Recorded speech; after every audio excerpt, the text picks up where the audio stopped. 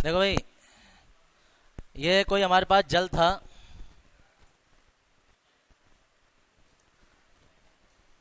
हमने इसमें इंक डाल दी। इंक डाल दी, क्या होगा थोड़ी देर बाद? ये पानी जो होगा वो भी इंक जैसे हो जाएगा, ब्लू कलर हो जाएगा। मतलब ये वाला बिलियन जो है वो इसमें मिल गया। तो ऐसा नहीं है ये इसमें मिल गया, ये भी उसमें मिल गया होगा। तो क्या होगा कि ये शांत बिलियन था, ये तनु बिलियन था। तो हम कहेंगे शांत बिलियन का तनु बिलियन की ओर, शांत बिलियन के अणुओं का तनु बिलियन के अणुओं की ओर प्रवाह होने वाला प्रवाह विसरण कहलाता है। इसमें क्या होगा कि शांत बिलियन के अणु जो है वो तनु बिलियन की ओर जाएंगे, या ऐसा कह सकते हैं कि बिलियन के अणु जो है वो विलायक की ओर जाएंगे। कैसे भी कह सकते हो। दरअसल इसके बाद अगला हेडिंग जाएगा, वो आएगा परासरण। परासरण विसरण का जस्ट उल्टा होगा, वो भी बाद में पढ़ेंगे। तो इसमें लिखेंगे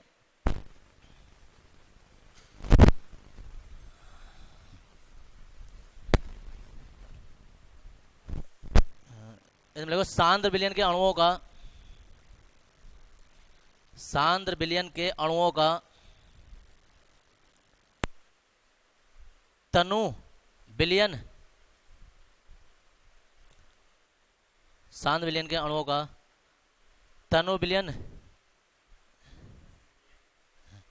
बिलियन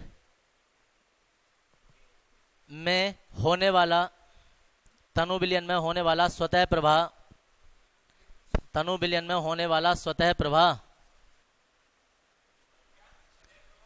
होने वाला स्वतः स्वतः प्रवाह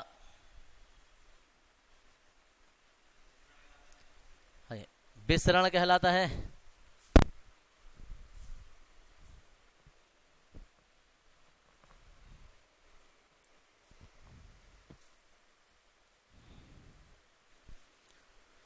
विसरण कहलाता है। जैसे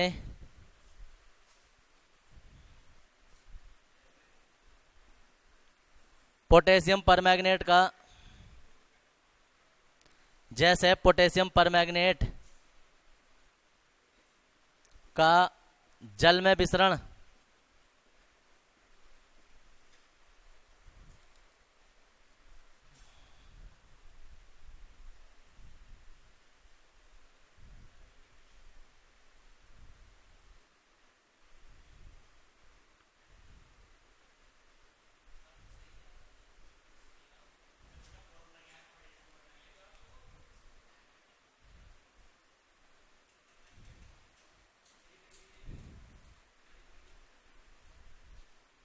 लिख देंगे और लिखो और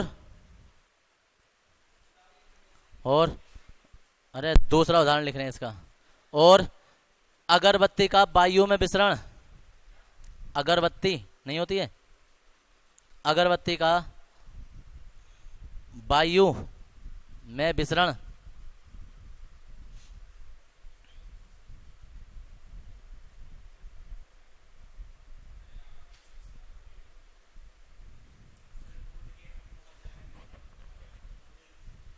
दूध के चित्र बनाओ जल्दी फटाफट। इसके बाद हेडिंग डाल देंगे परासरण। अरे जरा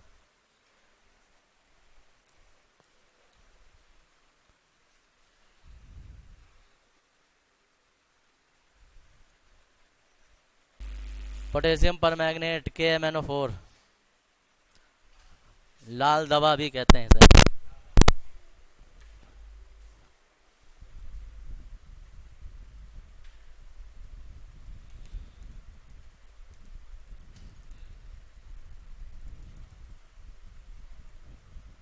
बनाओ।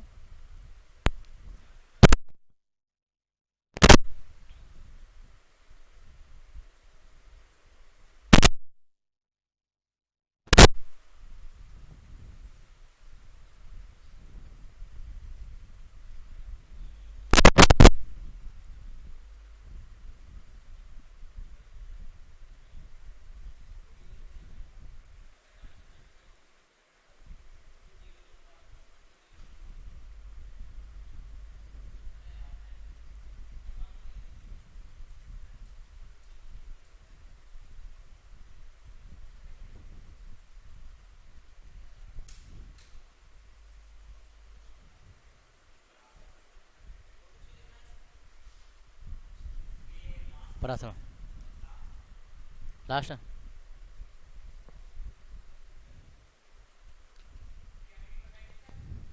परासरण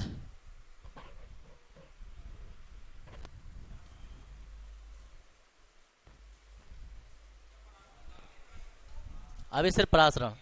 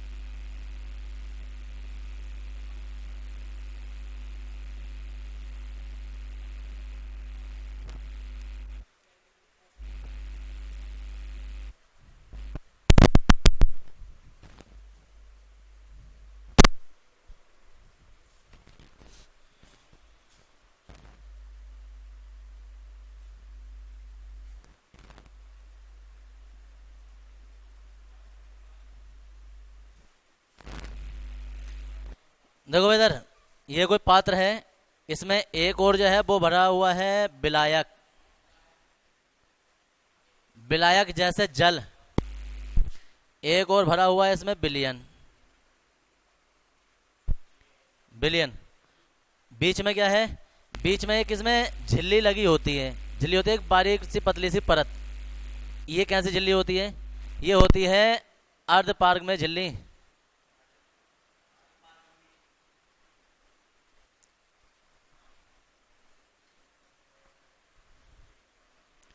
पार्ग में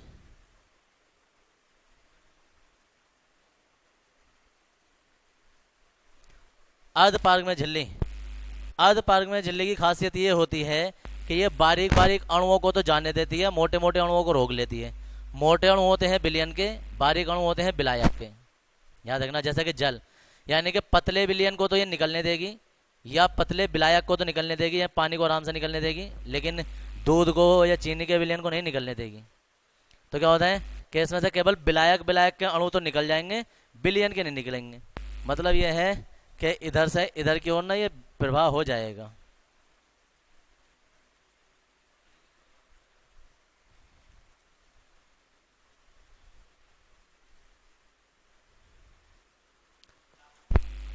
अर्धपारग में झिल्ली द्वारा, अर्धपारग में झिल्ली द्वारा विलायक के अणुओं का विलयन की ओर होने वाला स्वतः प्रवाह परासरण कहलाता है। इतनी सिंपल परिभाषा है। अर्धपारग में झिल्ली द्वारा विलायक के अणुओं का विलयन के, विलायक के अणुओं का विलयन, विलयन के अणुओं की ओर होने वाला स्वतः प्रवाह परासरण कहलाता है। एक परिभाषा से काम चल जाएगा। दूसरी भी सुन लो, हम विलायक न लेके ये तनु ले लें, ये सांद विलयन ले लें, तो हम कहेंगे अर्धपारग में झिल्ली द्वारा तनु विलयन के अणुओं का सांद विलयन के अणुओं की ओर होने वाला स्वतः प्रवाह परासरण कहलाता है। किसी भी तरीके से लिख सकते हैं। कौन सा लिखना है, पहला वाले लिख दो। अर्धपारग में झिल्ली द्वारा, अर्धपारग में, यार एक मिनट चेक कर लूँ मैं, अर्धपारग में मैं गैप पूरा है या आधा है, डाउट में।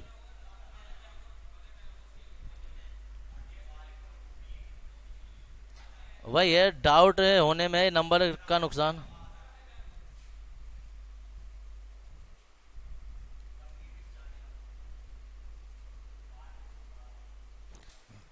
अर्धपारग में आधा में होगा।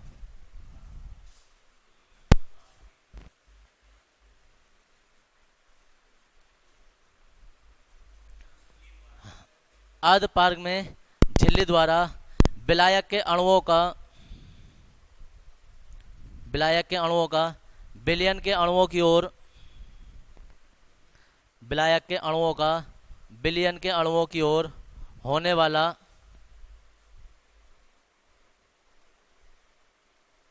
होने वाला स्वतः प्रवाह, होने वाला स्वतः प्रवाह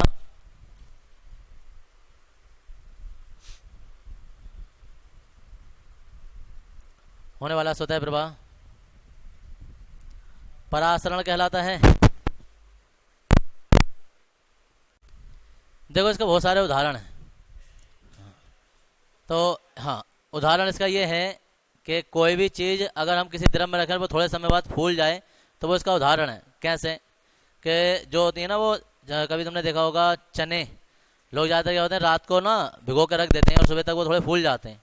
तो होता क्या है, हाँ छोले जो होते हैं, तो होता क्या है कि जैसे ये जल था, ये चना था जैसे, तो जल के अणु जो वो विलायक हैं, चने के छिलके ऊपर ना एक छिलका और होता है, एक तो मोटा छिलका होता है, एक पतला सा छिलका और होता है, ठीक है जी। वो छिलका होता है अर्धपारग में झिल्ली। तो उस अर्धपारग में झिल्ली से विलायक के अणु इसके बिलियन के अंदर चले जाते हैं, चने के अंदर चले जाते हैं, जिससे चना फूल जाता है। किशमिश भी फूल जाती है। ऐसे बहुत सारी चीजें नहीं जाता। फिर उसके अंदर इतनी जगह होनी चाहिए। ये अर्धपारग में झिल्ली का काम ही ये होता है। तुम प्याज के ऊपर हल्का सा छिलका देखोगे, एक तो मोटा छिलका होता है, अंगूर के ऊपर एक हल्का छिलका देखोगे, ठीक है जी। तो ज्यादा होता है। बकरे का अमास से भी अर्धपारग में झिल्ली होती है, बकरे का अमास से अर्धपारग में झिल्ली होती है। हमारे शरीर में भी बहुत सारी ऐसी कोशिकाएं हैं जिनसे कि सीएल या कुछ जो हमारे पास उपयोगी लवण होते हैं, उनका ये परासरण हो जाता है, निकल जाते हैं और वो सुकड़ जाती हैं। इसे जीव द्रव्य संकुचन कहते हैं। अभी लिखवाएंगे इसके बारे में।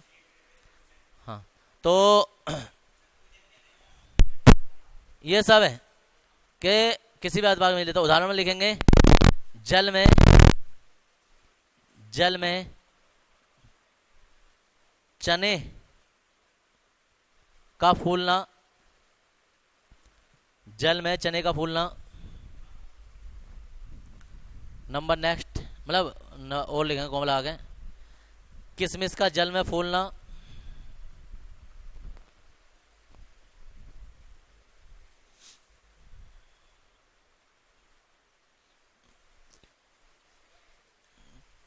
किशमिश का जल में फूलना आदि।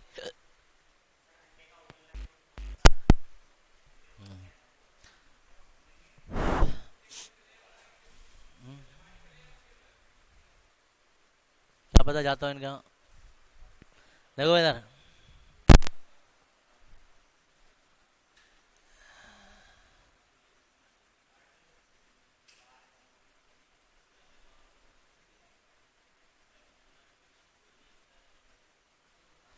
क्वेश्चन आ जाता है अर्धपारग में झिल्ली किसे कहते हैं। तो अलग से हेडिंग बना के लिख रहे हैं हम, अर्धपारग में झिल्ली कहते किसे हैं।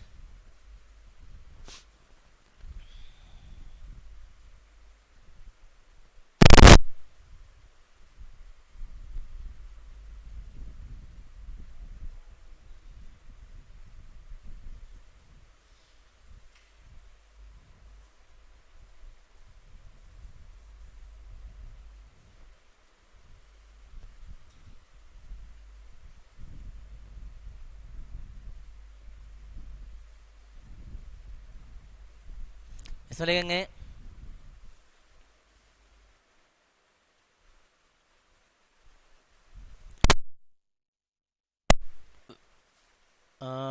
परिभाषा तुम कहाँ से स्टार्ट करोगे,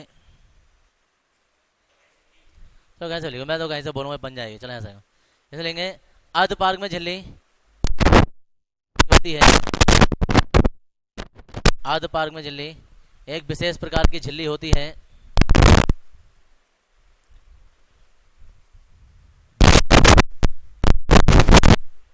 जो विलायक के अणुओं को तो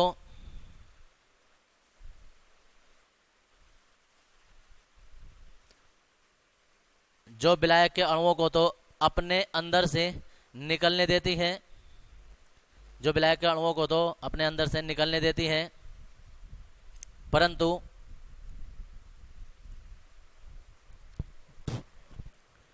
परंतु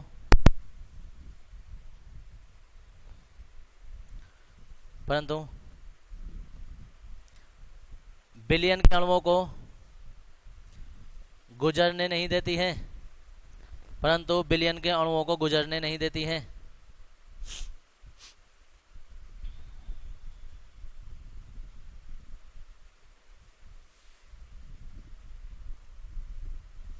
गुजरने नहीं देती है।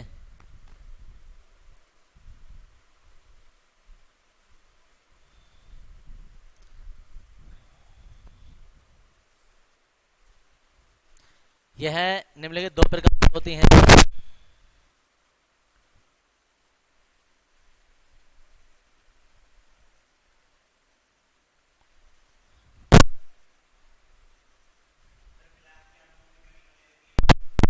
वो छोटे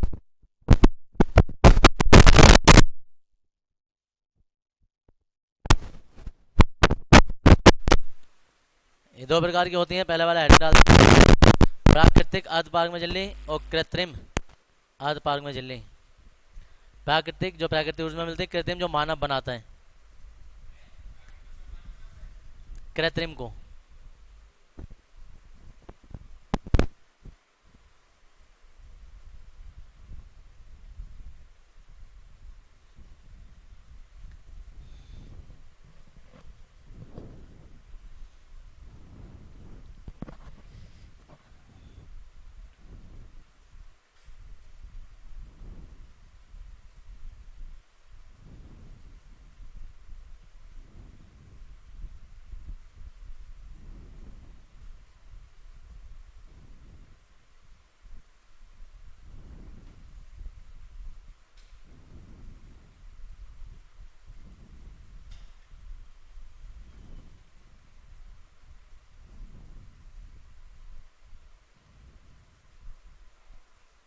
लिखेंगे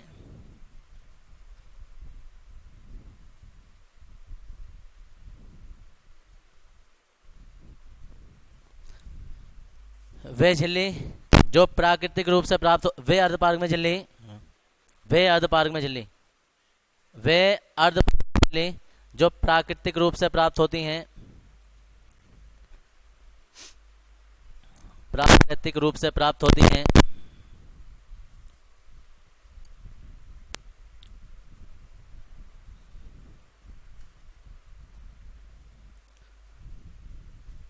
प्राकृतिक अर्धपारगम्य झिल्ली कहलाती हैं। प्राकृतिक अर्धपारगम्य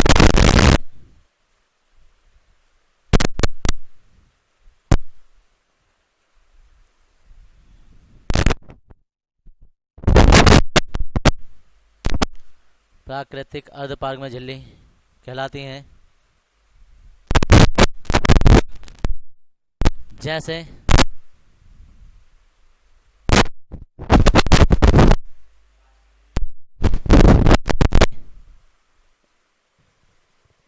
बकरे का मांस है,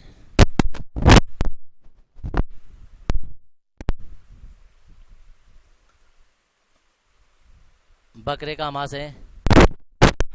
अंडे का आंतरिक आवरण। कभी अंडा छिलका खाया हो बोलो? हुआ एक तो मोटा छिलका होता है, एक उस पर बारीक छिलका भी होता है। नहीं देखा किसी ने? उबले हुए अंडे बोलते हैं ना, खाया? इसके अंडे में तो पानी चला जाता है, ये क्या कहेगा? मतलब इसके अंडे में नहीं, मुर्गी के अंडे में। मुर्गी का अंडा देखेंगे। चलो क्या लिखा था? अंडे का आंतरिक आवरण, बाह्य आवरण नहीं, वो कैल्शियम कार्बोनेट का ठोस होता है, लेकिन आंतरिक आवरण में होती है अंदर झिल्ली। प्याज की झिल्ली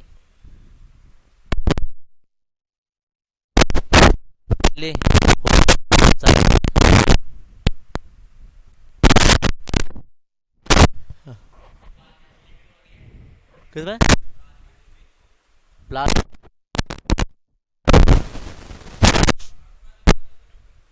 होता है, उसमें से हो जाता ना। कृत्रिम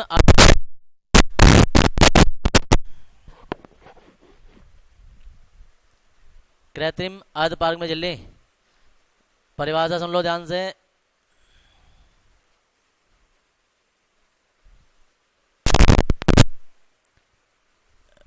वे अर्धपारगम्य झिल्ली जो मानव द्वारा बनाई जाती हैं।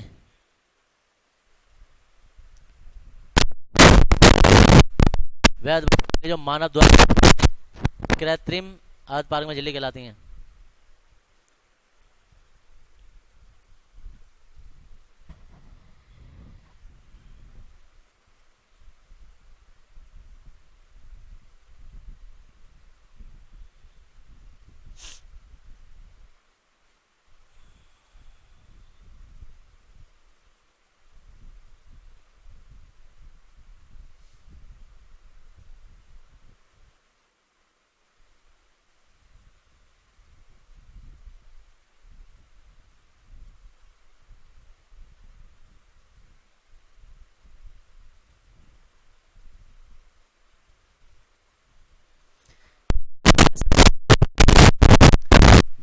जाता है copper ferrous cyanide. Chapter number 9 में जाके बताएंगे, कोई फायदा नहीं बताने का, अच्छा सा फॉर्मूला जाएगा। ये जो कॉपर फेरोस साइनाइड लिखा, इसका IUPAC नामकरण भी करेंगे चैप्टर नंबर 9 में जाके।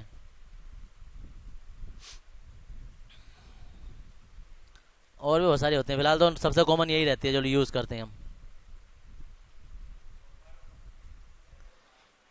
ये झिल्ली तुम्हें रियल लाइफ में मिलेगी RO में। जिसके घर RO लगा होगा ना, वाटर प्यूरिफायर जो लगा होता है, उसमें होती है। वो जो लेगा वो खराब हो जाती है 6 महीने 1 साल में।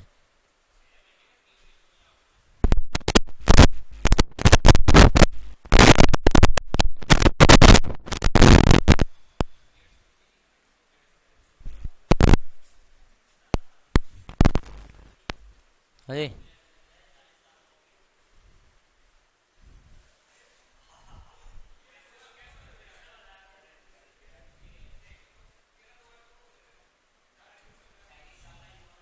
बॉस ने मूछ वूछ रख ले तो 40 साल का हो गया।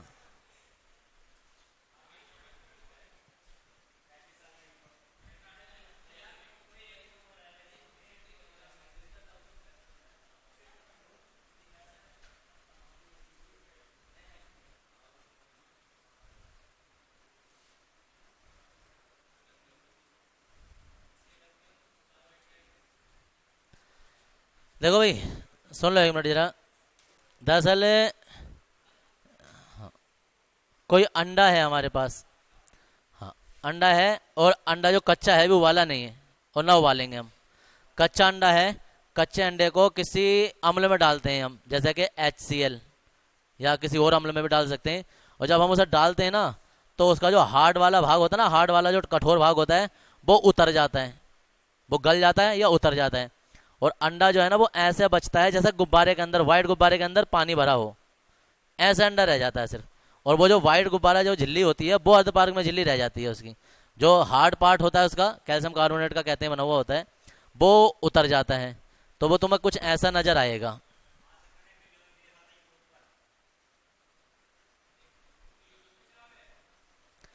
वो तुम्हें कुछ ऐसा नजर आएगा।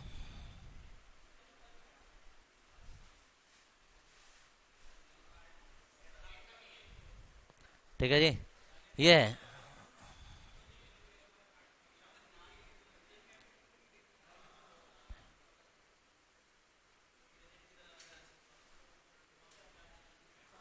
आवरण रहित अंडा,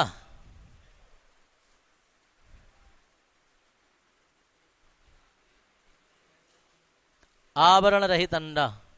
अब देखो उधर,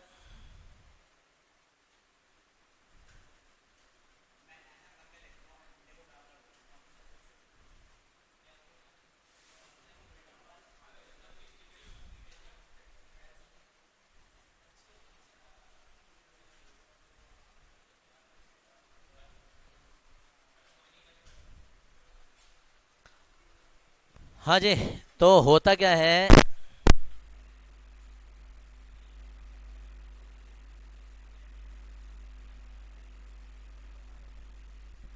इस अंडे को 2 अलग अलग पात्र में रख दिया।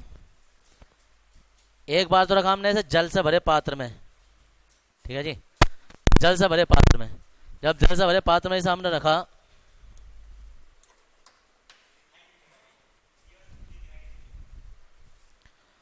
तो होता क्या है,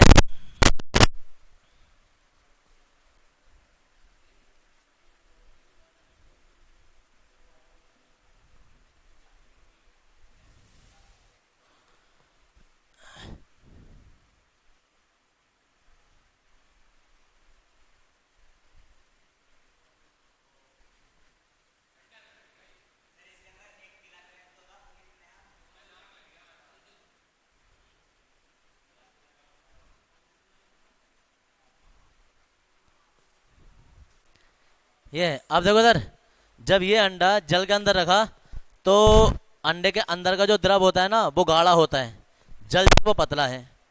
ये विलायक बन जाता है, या ये अधपार्ग में झिल्ली से विलायक के अणुओं का प्रवाह हो जाता है परासरण के कारण। परासरण क्रिया हो जाती है, फूल जाता है क्योंकि पानी इसके अंदर चला जाता है, ठीक है ना। डायरेक्ट मोटे वाले आवरण में नहीं जाएगा, वो मोटा वाला आवरण उतारा जाता है और अंदर की झिल्ली बचती है। वाइट गुब्बारे के अंदर पानी भर दिया हो या कोई चीज़ भर देते हैं और वो साफ साफ दिखाई दे, वो हल्का सा उसमें जरा से भी पिन मारने से भी ना उसमें छेद हो जाएगा, ऐसा वाला होगा, बिल्कुल बहुत मुलायम सा बचता है। अब उल्टा सोचो, उल्टा ये हम किसी सांद्र विलयन में रख दें इसे। सांद्र विलयन बनाने के लिए हमारे पास ऑप्शन होता है कि हम इसे NaCl का विलयन बना लें, नमक का सांद्र विलयन।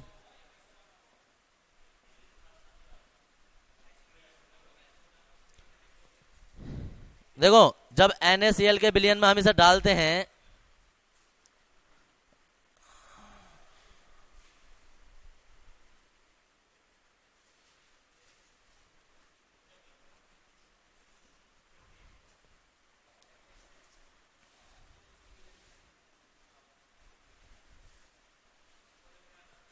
तो अंडे का हालात तुम देखोगे होगा क्या कि NaCl का विलयन सांद्र है, अंदर का विलयन जो वो पतला रह गया, तो इसके अंदर जो पतला पतला भाग होता है, जो विलायक के अणु पतले पतले अणु थे, वो सब बाहर निकल जाते हैं और अंडा सिकुड़ जाता है। तो जब अंडे को NaCl इसके अंडे आवरण रहित या आवरण उतरे हुए अंडे को जल में रखते हैं तो फूल जाता है, उसे NaCl के किसी सांद्र विलयन में रखते हैं तो अंडा सिकुड़ जाता है। ये क्या कारण करके 2-3 क्वेश्चन पूछ सकता है, क्या कारण है कि अंडे को जल में रखते हैं तो वो फूल जाता है, क्यों फूल जाता है, या NaCl के या किसी सांद्र विलयन में रखते हैं तो वो सिकुड़ जाता है, ठीक है जी। तो हम लिखेंगे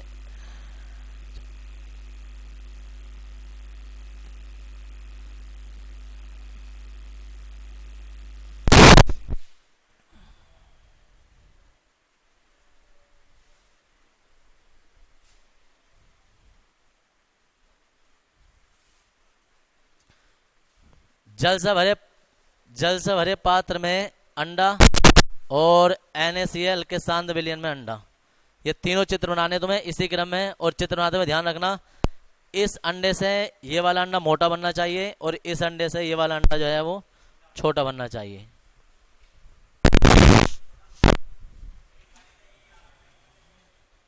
हाँ जी,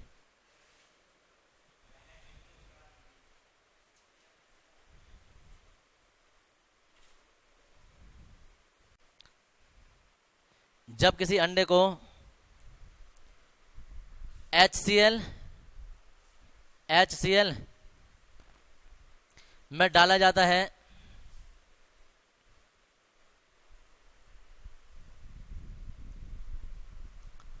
HCl में डाला जाता है तो उसका कठोर आवरण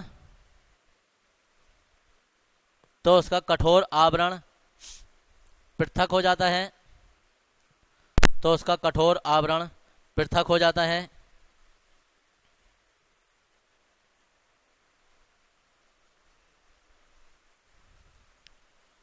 तो उसका कठोर आवरण पृथक हो जाता है।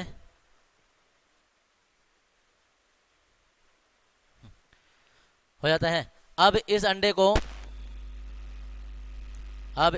को जल से भरे एक पात्र में रख देते हैं, जल से भरे एक पात्र में रख देते हैं।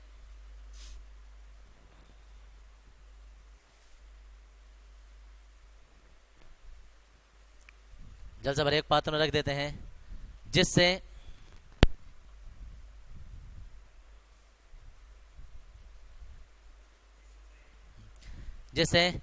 जल के अणु अर्धपार्ग में झिल्ली द्वारा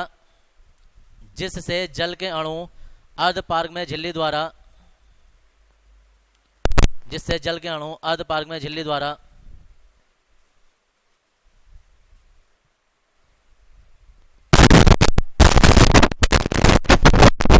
अंडे के भीतर चले जाते हैं, और अंडा फूल जाता है,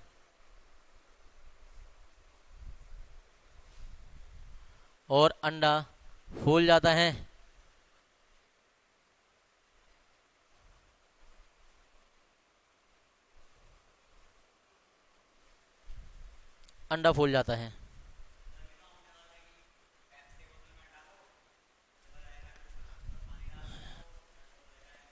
चलो फुल स्टॉप लगा दो। जब इस अंडे को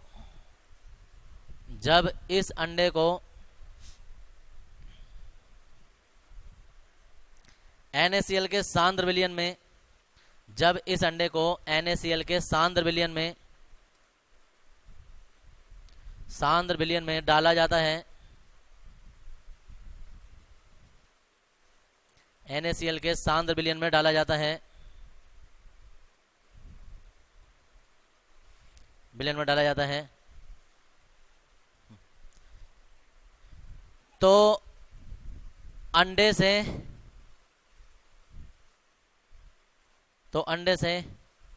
तनु विलयन के अणु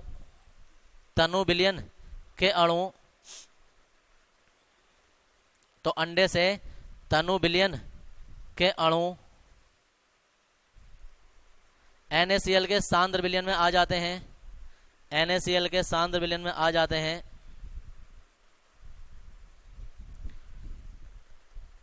जिससे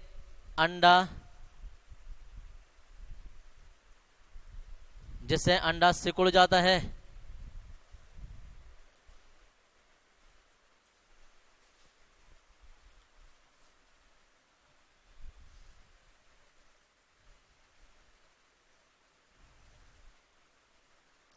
हेडिंग है, हाँ जी।